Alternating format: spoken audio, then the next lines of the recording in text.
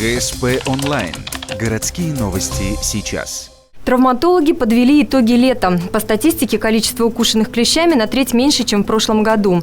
По большей части насекомые привозные – кировские, нижегородские и даже столичные. Порядка 7 из 25 кровососов – энцефалитные.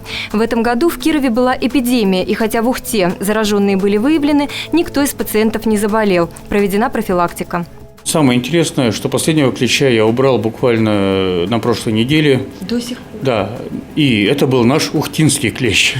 Что касается травм во время каникул, лето выдалось холодным. Купальный сезон практически отсутствовал, не было ныряльщиков, а значит и травм шейного и поясничного отделов позвоночника.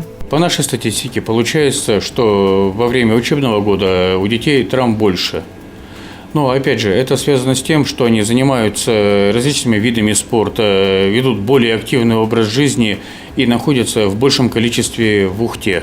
В основном преобладали обычные, относительно не тяжелые травмы – ушибы и растяжения рук и ног, раны лица и головы. Наиболее частая причина – скейты, ролики, велосипеды. Тем не менее, по словам травматологов, дети страдали в небольшом количестве. В основном это не опасные для жизни спортивные травмы. Отметим, несмотря на распоясавшихся медведей, травм от нападения диких животных зафиксировано не было.